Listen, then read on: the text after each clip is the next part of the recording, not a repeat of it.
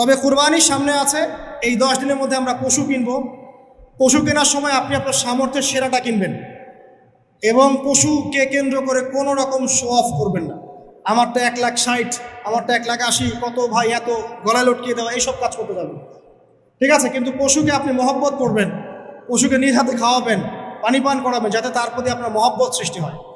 এবং এই মহব্বতের প্রাণীটাকে আপনাকে কুরবানি দিতে হবে। মনে রাখবেন, যিনি কুরবানি দিচ্ছেন তিনি যেন একজন ইসমাইল আলাইহিস সালাম, যাকে কুরবানি দেওয়া হচ্ছে সে যেন যিনি কুরবানি দিচ্ছেন তিনি যেন একজন ইব্রাহিম আলাইহিস সালাম, আর যাকে কুরবানি দেয়া হচ্ছে সে যেন একটা ইসমাইল আলাইহিস সালাম।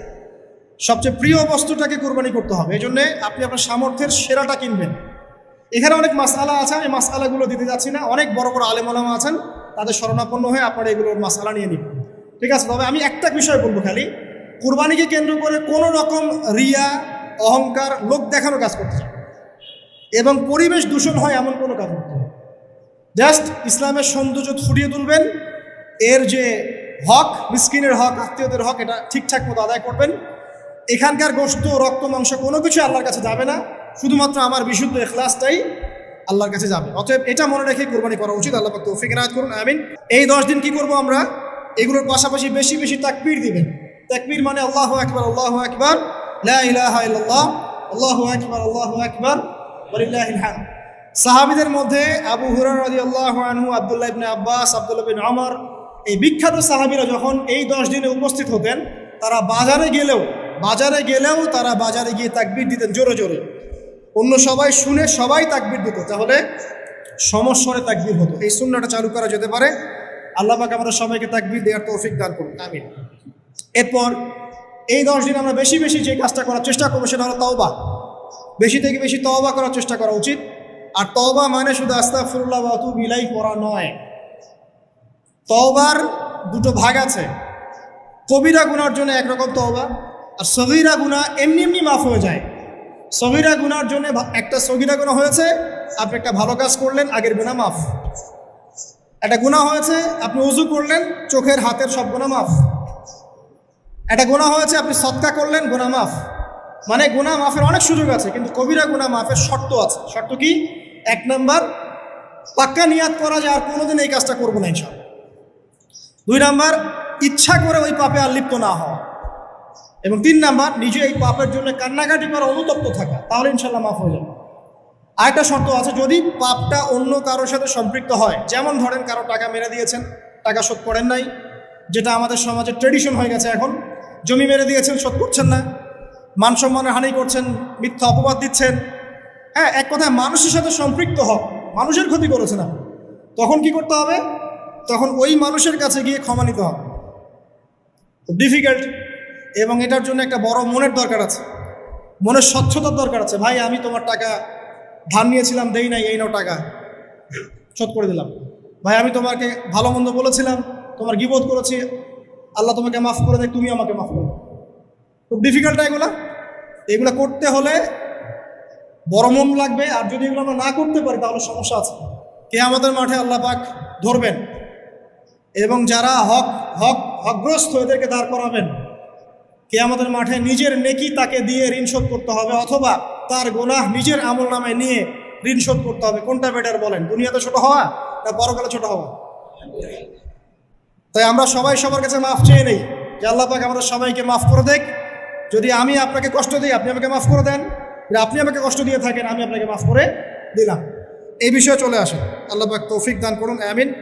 আর একটা তওবা করুন, আস্তাগফিরুল্লাহাল্লাযী লা ইলাহা ইল্লা হুয়াল হাইয়ুল কাইয়্যুম ওয়া আতুবু ইলাইহি, দিনে 70 বার বা 100 বার, দিনে 70 বার বা 100 বার। যদি না পারেন, অ্যাটলিস্ট এতটুকু বলবেন, আস্তাগফিরুল্লাহ ওয়া আতুবু ইলাইহি, আস্তাগফিরুল্লাহ ওয়া আতুবু ইলাইহি, 70 বার বা 100 বার। এরপরে আসেন, এই 10 দিনের অন্যতম একটা আমল হতে পারে সওম রাখা। যদি পারি এই 10টা দিন সওম রাখবো, যারা পারছি না মিনিমাম 3টা 4টা 5টা অ্যাটলিস্ট রাখবো। আর যারা সেটাও পারছি না, কমপক্ষে আরাফার দিনের সিয়ামটা যেন মিস না যায়, ঠিক আছে? আরাফার দিনের সওম যেন মিস না যায়। আল্লাহ পাক তৌফিক এনায়েত করুন সবাইকে, আমিন। আরাফার দিনের সওম বিগত 1 বছর, আগামী 1 বছরের গুনাহ মাফের কারণ হয়ে যাবে ইনশাআল্লাহ। যত গুনাহ আমরা করেছি 1 বছরে, আরাফার সওম রাখলে সমস্ত গুনাহ মাফ হয়ে যাবে। একটা হাদিসে পড়েছিলাম, ইবলিস ইবলিস আরাফার দিনে সবচাইতে বেশি অনুতপ্ত হয়, মানে হতাশায় ভোগে। একটু আগে বললাম না ইবলিস আমাদের প্রতিবন্ধকতা, সে সবচেয়ে বেশি হতাশায় ভোগে আরাফার দিনে। আরাফার দিনে আল্লাহ পাক কাছাকাছি চলে আসেন, রহমত নাজিল হতে থাকে, সেটা দেখতে পারে। এবং আরাফার দিনে আল্লাহ পাক যত মানুষকে মাফ করে দেন এবং জাহান্নাম থেকে মুক্তি দেন তা অন্য কোনো দিনে করেন। অগণিত অসংখ্য মানুষকে আল্লাহ পাক আরাফার দিনে মাফ করে দেবেন। অতএব এই দিন সওম রাখতে হবে। কারা সওম রাখবে? যারা হজ করছে না তারা রাখবে, মানে আমরা যারা হজ করতে যেতে পারিনি এবার তারা রাখবো ইনশাআল্লাহ তাআলা। এছাড়া বেশি বেশি সওম রাখার চেষ্টা করা উচিত এই 10 দিন। ফজিলত একটা হাদিস একটু আগে বলেছি, একটা সওম আপনার কি হবে? 1 বছর সওমের নেকি পাওয়া যাবে ইনশাআল্লাহ তাআলা।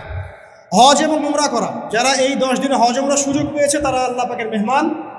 আমরা দোয়া করবো আল্লাহ পাক তাদের সবাইকে সুস্থতার সাথে হজ করা তৌফিক দান করুন, এবং আমাদেরকেও জীবনে অন্তত একটাবার হলেও মাকবুল হজ করা তৌফিক আল্লাহ পাক দান করুন, আমিন। এবং একটা হাদিসে এসেছে, যে ব্যক্তি বিশুদ্ধভাবে হজ করতে পারে, মাকবুল হজ, মাবরুর হজ, সেই ব্যক্তি ওই দিনের মতো নিষ্পাপ হয়ে যাবে যেদিন তার মা তাকে প্রসব করেছিল। আরও একটা কাজ আছে এই 10 দিনে, সেটা হলো ঈদ উল আজহা এবং কোরবানি।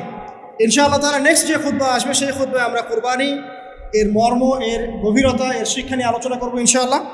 তবে কোরবানির সামনে আছে, এই 10 দিনের মধ্যে আমরা পশু কিনবো। পশু কেনার সময় আপনি আপনার সামর্থ্যের সেরাটা কিনবেন, এবং পশুকে কেন্দ্র করে কোনো রকম শো অফ করবেন না।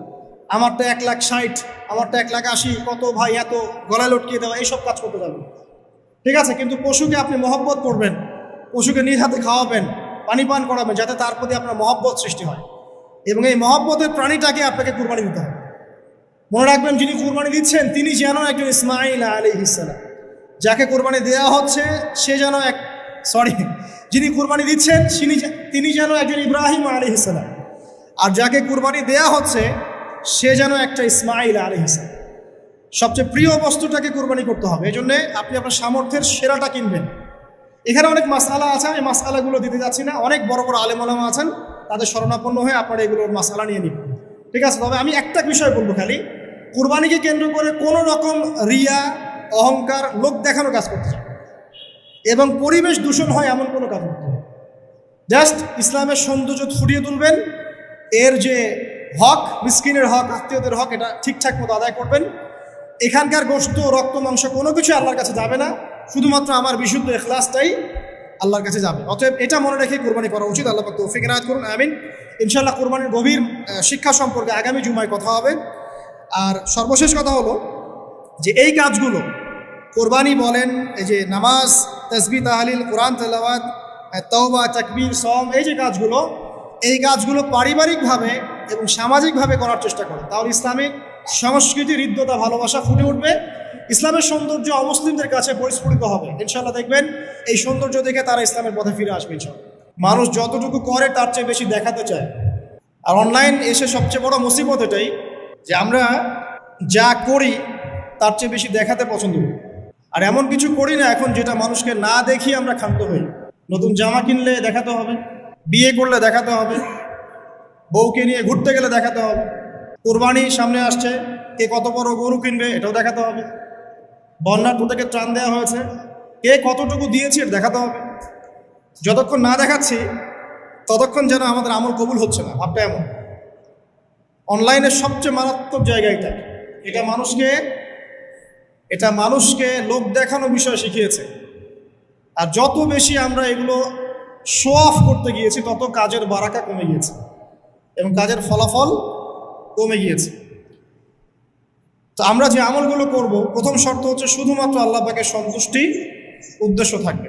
2, নবী সাল্লাল্লাহু আলাইহি ওয়াসাল্লামের সুন্নাহর অনুসরণে হতে হবে। তাহলে জীবনের প্রতিটা কাজই হবে ইবাদত, যার জন্য আল্লাহ পাক আমাদেরকে সৃষ্টি করেছেন। ওয়া মা খালাকতুল জিন্না ওয়াল ইনসা ইল্লা লিয়াবুদুন। এখন সমস্যা হচ্ছে আমরা এবং আল্লাহ এর মাঝখানে আরো একজন সত্তা আছে। তার নাম কি বলেন দেখি?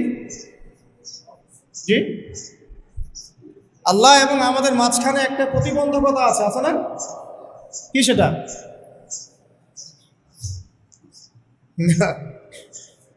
সরি, আমি আসলে একটু অসুস্থ, এই কারণে সমস্যা হচ্ছে। ইবলিস আল্লাহ এবং বান্দার মাঝখানে একটা প্রতিবন্ধকতা কে? ইবলিস। সে তো চ্যালেঞ্জ করেছে যে আমি ডান দিক থেকে আসব, বাম দিক থেকে আসব, সামন থেকে আসব, পিছন থেকে আসব, তোমার বান্দাদেরকে আমি জাহান্নামে নিয়েই ছাড়ব। এই চ্যালেঞ্জ করেছে কে? ইবলিস। এবং সে কিন্তু আল্লাহর কাছে কিয়ামত পর্যন্ত হায়াত চেয়েছে, আল্লাহ পাক হায়াত দিয়েও দিয়েছে। এটাই পরীক্ষা। তো ইবলিস এবং তার অনুসারী জিনের মধ্য থেকে এবং মানুষের মধ্য থেকে যারা আছে, এরা আল্লাহর বান্দাদেরকে এই উদ্দেশ্যটা ভুলিয়ে দেয় যে আল্লাহ পাক আমাদেরকে তার ইবাদত করার জন্য সৃষ্টি করেছে। যেমন দেখুন, জিন শয়তান আমাদের ইবাদতের মধ্যে সমস্যা সৃষ্টি করে, নামাজের মনোযোগ নষ্ট করে দেয়, তাই না? আচ্ছা, আবার দেখবেন পরিবার চালাচ্ছেন, আপনি খুব অনেস্টির সাথে পরিবার চালাচ্ছেন, কিন্তু পরিবারের লোকজন আপনার কথা শোনে না, ফিতনা ফাসাদ সৃষ্টি করে রেখে দিল, আপনাকে আল্লাহর পথ থেকে সরিয়ে দিল। আপনি ভালো থাকতে চাচ্ছেন, সমাজের মানুষ আপনাকে ভালো থাকতে দিচ্ছে না। আপনি জুলুম করবেন না, কিন্তু জুলুমের শিকার হচ্ছেন। আপনি সুদ খেতে চাইছেন না, খেতে বাধ্য হচ্ছেন। মানে আপনি আল্লাহর পথে চলতে চাইলেও জিন শয়তান আর মানুষ শয়তানরা আপনাকে বাধা দিচ্ছে, এবং শয়তান দুনিয়ার শোভা চাকচিক্য আপনার সামনে তুলে ধরে আল্লাহর পথ থেকে আমাদেরকে সরিয়ে রাখছে, তাই নয় কি?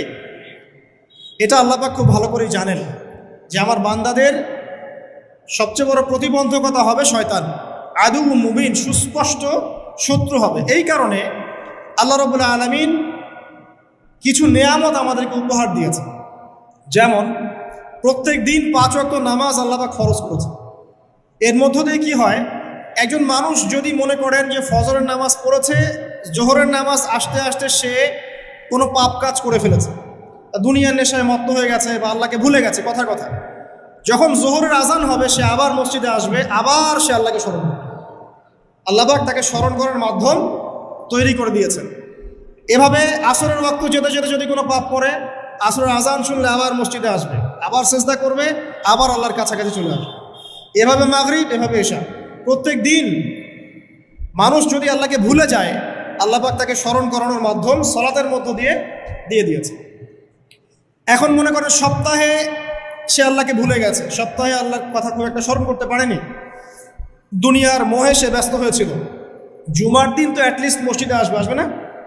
জুমার দিন এসে সে খতিবের কাছ থেকে বয়ান শুনবে, নামাজ পড়বে, ওয়াজ নসিহত শুনবে, ইনশাআল্লাহ আল্লাহ চাইতো সে তওবা করে আল্লাহর পথে ফিরে আসতে পারে। আবার দেখেন মাসে আল্লাহ পাক 3টা সম দিয়েছেন না? 3টা সম মাসে রাখার সুন্নত। তো প্রতি মাসে যদি অনেক কাজে আমরা ব্যস্ত থাকি, পড়াশোনা, ব্যবসা বাণিজ্য, পরিবার, দুনিয়ার নেশা ইত্যাদি, মাসের 3টা সিয়াম কিন্তু আপনাকে আল্লাহর পথে আবার ফিরিয়ে নিয়ে আসবে। সপ্তাহের 2টা রোজা, সোম এবং বৃহস্পতি, আপনাকে আল্লাহর পথে ফিরিয়ে নিয়ে আসবে। এবার মনে করেন সারা বছর সে আমল করতে পারছে না, শয়তানের তাবেদারি করছে। রমাদান মাস আল্লাহ পাক দিয়েছেন, রমাদান মাসে পুরো মাস ইবাদত করার মধ্য দিয়ে সে আবার আল্লাহর পথে ফিরে আসবে। আল্লাহ পাক এরকম কিছু অকেশন সৃষ্টি করে দিয়েছে, এমন কিছু উৎসব আল্লাহ পাক সৃষ্টি করে দিয়েছেন যেখানে মানুষ আমল গুছিয়ে আবারও আল্লাহর পথে ফিরে আসতে পারে। আমার কথা কি বোঝা যাচ্ছে?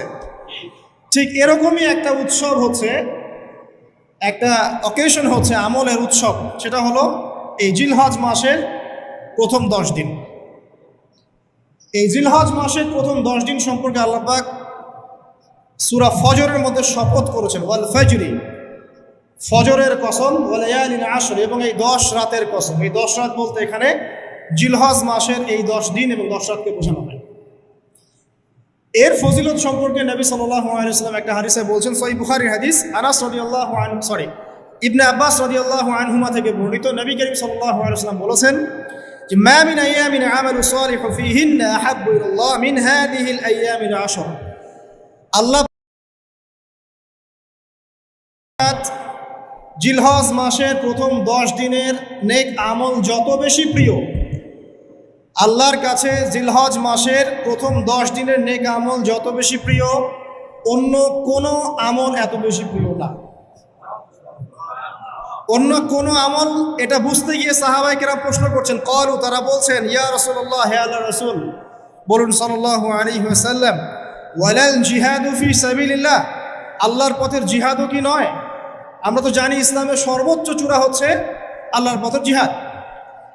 তো নবী সাল্লাল্লাহু আলাইহি ওয়াসাল্লাম বলছেন, ওয়ালাল জিহাদু ফি সাবিলিল্লাহ, আল্লাহর পথের জিহাদও নয়। আল্লাহর পথের জিহাদও নয়। ইল্লা, তবে ওই ব্যক্তির কথা ভিন্ন, রাজুলুন খরাজা বিনাফসিহি ওয়া মালিহি ফালাম ইয়ারজি মিন যালিকা বিশাই, কোন একজন ব্যক্তি যে তার জান এবং তার মাল নিয়ে আল্লাহর পথে বেরিয়ে গেছে, তারপরে কোনো কিছু নিয়ে সে ফিরে আসতে পারে না, মানে সে শহীদ হয়ে গেছে। এই ব্যক্তি